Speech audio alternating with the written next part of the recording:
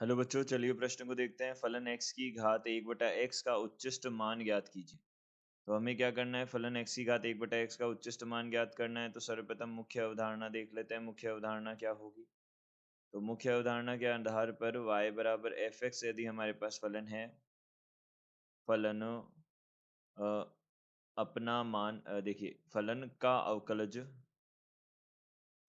अवकलज यदि किसी बिंदु किसी बिंदु पर अपना मान धनात्मक से ऋणात्मक परिवर्तित करे परिवर्तित करे तो उस बिंदु पर उस बिंदु पर फलन उच्चतम मान ग्रहण करेगा, फलन उच्चतम मान लेगा। और अगर ऋणात्मक से धनात्मक जाए तो क्या लेगा? निम्नतम। यह हमारे पास अवधारणा होगी यहाँ की। अब देखिए, यहाँ पे हमारे पास फलन है y बराबर x की घात 1/x है। देखिए, जब भी हमारे पास फलन किसी चर की घात चर हो जाए तो हम क्या करते हैं, यहाँ log से इसको हल करते हैं। तो log y बराबर कितना हो जाएगा? log x की घात 1/x। यहाँ से log y बराबर कितना हो जाएगा? 1/x log x हो जाएगा। अब देखिए, हमें पता है जब भी हम अवकलन करते हैं u/v का, तो सर्वप्रथम जो आधार है उसकी, जो हमारे पास में हर है, उसकी घात 2 करते हैं।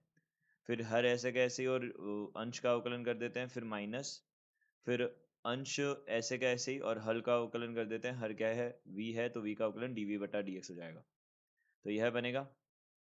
देखिए, अब यहाँ से हम इसका अवकलन करते हैं तो 1/y dy/dx बनेगा। यह किसके बराबर हो जाएगा? x की घात 2 आ जाएगा।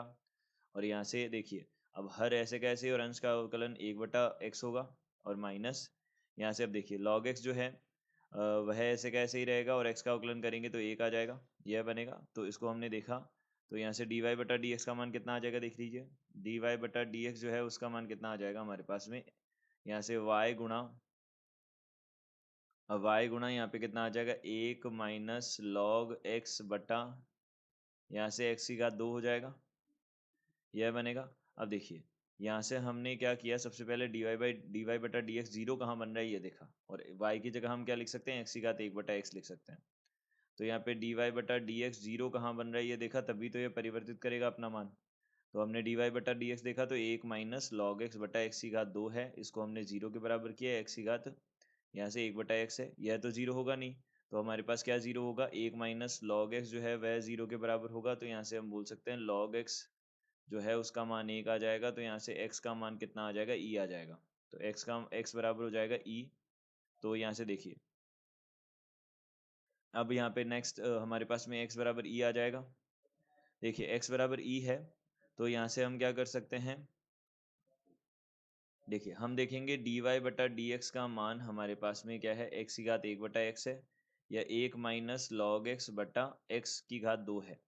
अब देखिए, x का मान यदि e है तो e से अगर बड़ा मान लेते हैं, देखिए अगर e से बड़ा मान लेते हैं तो log x का मान क्या होगा?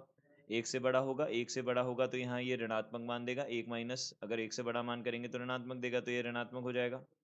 देखिए, ये ऋणात्मक हो जाएगा। तो यदि हमने x का मान e से बड़ा लिया तो हमारे पास में जो dy/dx है वह हमारे पास क्या हो जाएगा? यह हमारे पास क्या हो जाएगा? यह हमको मान देगा। देखिए, यह dy/dx जो है यह हमको ऋणात्मक मान देगा। अब देखिए, इसी प्रकार से अगर x का मान e से छोटा हुआ तो हमारे पास dy/dx जो है वह हमें क्या देगा? धनात्मक मान देगा। क्योंकि यहाँ से हमारे पास में जब हम x का मान e से छोटा रखेंगे तो log x का मान 1 से छोटा हो जाएगा, तो इसलिए ये हमको धनात्मक मान देगा। तो हम बोल सकते हैं यहाँ से धनात्मक से ऋणात्मक में परिवर्तित हो रहा है, यानी कि x बराबर e पर क्या मिलेगा हमको? उच्चिष्ट मिलेगा। यह क्या मिलेगा? उच्चिष्ट मिलेगा। अब हमें क्या बताना है? उच्चतम मान बताना है। तो उच्चिष्ट क्या हो जाएगा? देखिए, f यहाँ से हम बोल सकते हैं f के अंदर हमको क्या रखना है? e रखना है। तो x की जगह e रखा तो e की घात 1/e ये हमारे पास उच्चिष्ट मान हो जाएगा। उच्चिष्ट मान। तो दिए गए प्रश्न का उत्तर यह है। दिए गए प्रश्न में उच्चिष्ट मान e की घात 1/e बन जाएगा। आशा करते हैं आपको समझ आया होगा। धन्यवाद।